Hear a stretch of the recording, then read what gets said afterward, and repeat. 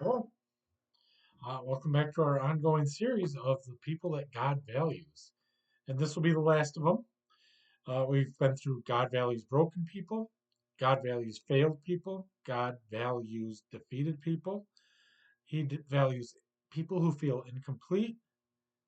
He values people who have walked away, people who feel burned out, and people who feel inadequate. And today we're going to cover God values people who feel unimportant. God values people who feel unimportant. Another way of saying this is God values people who are overlooked. God values people who are invisible. There are several ways you could say this, but it all comes down to God values people who feel unimportant. And the best example of this in scripture that I can think of is King David. Uh, uh, some of you might know, but others of you might not know the story of how he came to be king of Israel. It started when the Israelites decided they wanted to have a king like the surrounding nations. At the time, they were governed by a series of judges who are kind of military leaders, religious leaders, political leaders, all rolled into one. Well, they wanted a king. And the last judge of Israel, a guy named Samuel, God told him, go ahead and give the people a king. And at first, they picked a guy named Saul to be king, who started off with a lot of promise, but eventually fell out of grace with God because of some disobedience. So God said, I'm going to replace you, Saul. I'm going to replace you with someone else as king. And that someone was David. Now, how did David get selected? Well, God was directing Samuel, who was still around, to go to a specific house of a man named Jesse, and he was going to pick one of Jesse's sons to be kings, to be the king. Well, Jesse had a lot of sons.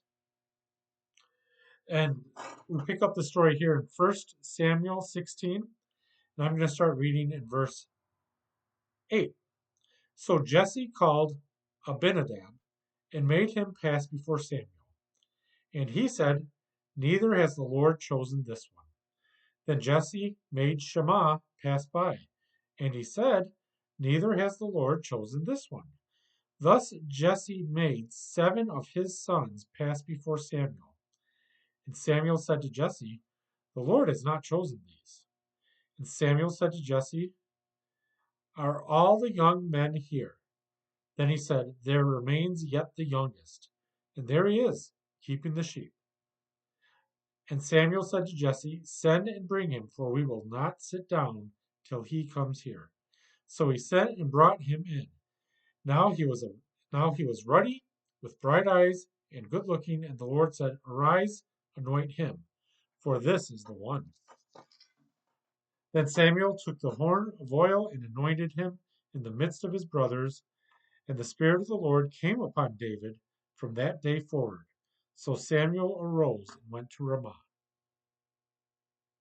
So Samuel arrives at the house of Jesse to anoint the new king. Jesse calls all of his sons out, from the oldest on down. And each time Samuel will say, the Lord hasn't chosen this one. The Lord hasn't chosen this one, and on, until apparently there are none left. And Samuel asked Jesse, are all of your sons here? Jesse says, no, there's one more. He's tending the sheep. Why is this one tending the sheep? Because he was the youngest. So that would have been natural in that day and time for the youngest to be out doing that.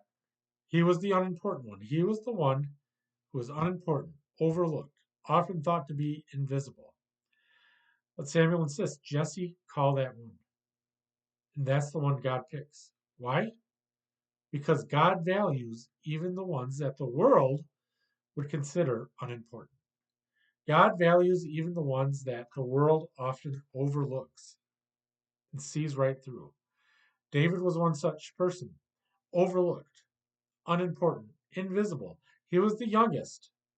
And the youngest, well, they were often on the back burner compared to their older brothers. But in this case, God says, no, that's the one I'm choosing because God values even the unimportant. Have you ever felt unimportant? I remember a time several years ago, I was a delivery driver for Papa John's Pizza. And I was getting ready to clock out for the day. So I was counting up receipts and getting them all ready for the checkout procedure. And the store manager and one of her assistant managers were in the office chatting. And I remember the store manager said to the assistant manager, I support you in this. I don't know what they were talking about, but apparently there was something she needed support on, something going on within the larger franchise of Papa John's stores in the area. And I was just being silly, joking around. And I said, I support you too. Then I added, not that anyone cares what I think, because I wasn't a store manager, I wasn't an assistant manager, I was a delivery driver, getting about 15 to 20 hours a week as a part-time job. I would have been considered unimportant. But I remember they both laughed at that, and the store manager said, Tom, we value your opinion too. Well, God values us. No matter how unimportant you may feel, God values you. So keep that in mind, regardless of where you are and what you're doing in life, no matter when you may feel unimportant. So many people go through life, and it's their goal to make sure people view them as being important. We don't need to knock ourselves out with that as Christians. God values us. Even if we feel unimportant, God values us. And we don't need to make ourselves look important in the eyes of others. So much harm, so much damage has been done from people simply trying to make themselves look important. So that's where we're going to leave ourselves in this study of the people that God values. God values the broken. He values the failed. He values the defeated. He values the incomplete, the deserters, or those who walked away. He values the burned out and the inadequate. And he values the unimportant. Have you ever found yourself in one of those categories? Probably at various times in your life, you found yourself in more than one. At some point in your life, you've been broken. At some point in your life, you failed. At some point in your life, you felt incomplete. But wherever you are in life, know this: God values you. He values you so much that he sent his only son. For God so loved the world that he gave his only son.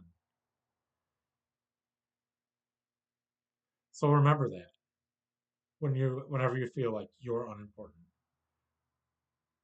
Thanks for joining me. It's been a great study, and this is a ministry of Lakefield Baptist Church. So if you're in this area, ever in this area, feel free to drop by. Thank you.